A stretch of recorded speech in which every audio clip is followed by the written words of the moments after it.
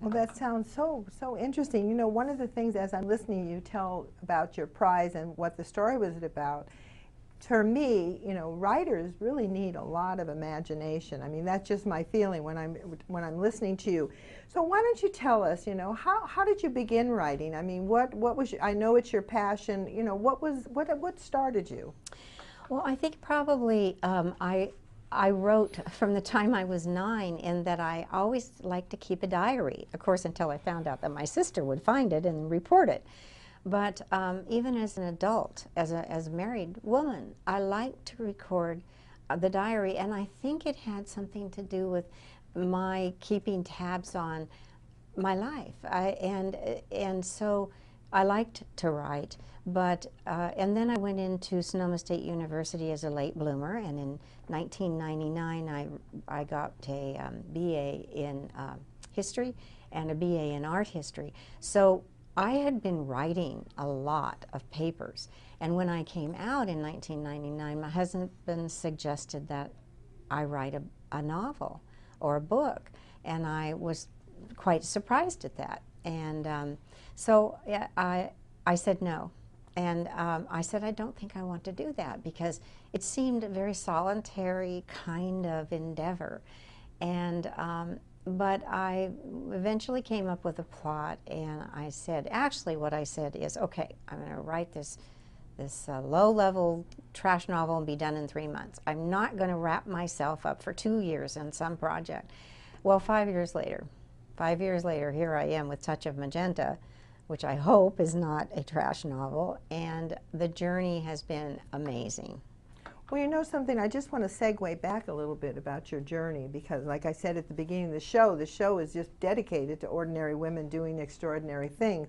And you said you were a late bloomer. I was a late bloomer too. I went back to school when I was 30 years old, and at 38 years old I got my master's degree, and I never thought I could do it. And when I first went back, I thought I was too old. And what was it? What gave you the confidence or the inspiration to go back to school? I mean, I know I'm pretty sure, I would almost bet on it, that there's many women or many, just everybody listening that is thinking, wow, you know, I'd like to go to school. I'd like to do something like that. Can you go into that a little bit, and then I'd like to go into your book? I think that education has always been important to me. This was something that was instilled in all of us by our mother. I tried to attend the Santa Rosa JC a lot through my life, even as a mother, and certainly in my job with Associate Director of United Way, which I did here for 7 years. And I found myself turning to education because it's there, it's a tool for us, and we need to take advantage of that tool. And so eventually I thought, well, why don't I continue on and pursue this and complete it?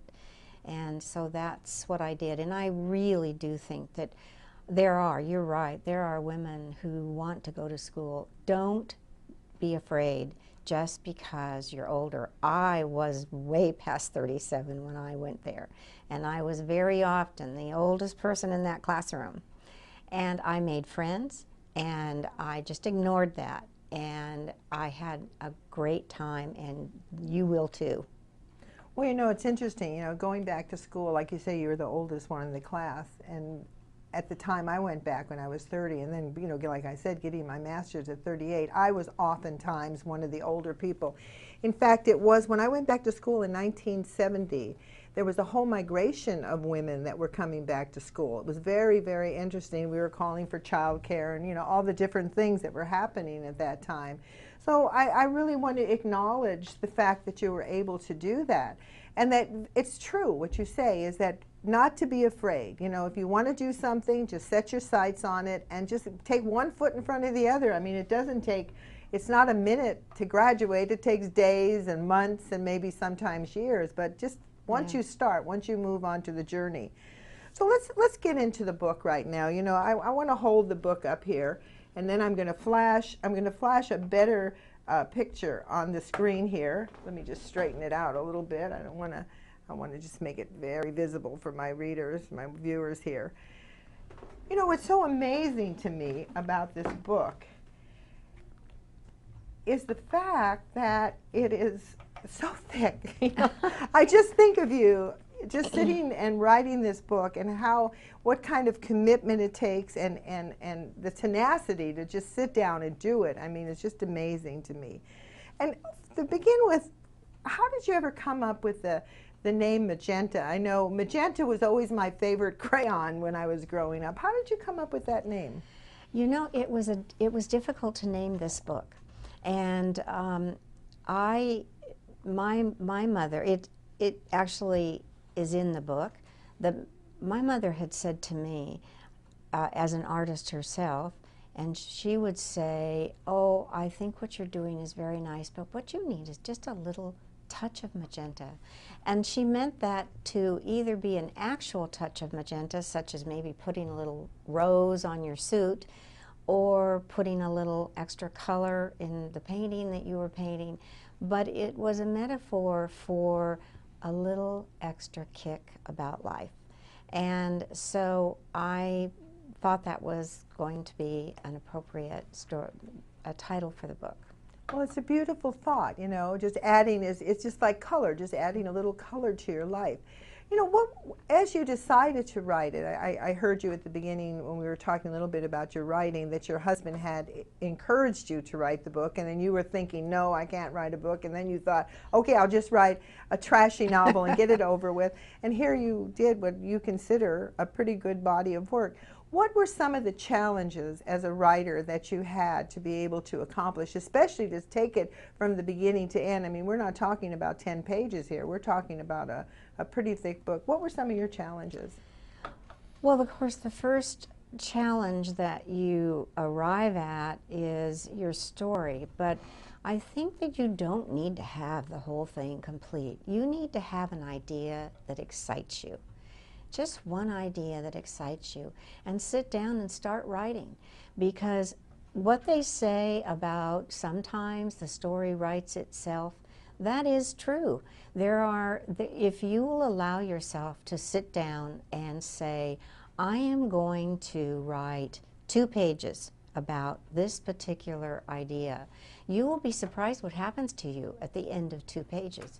At the end of 2 pages, you are going to have ideas come to you that you didn't know were going to come to you, because you're freeing your mind and you're opening your mind.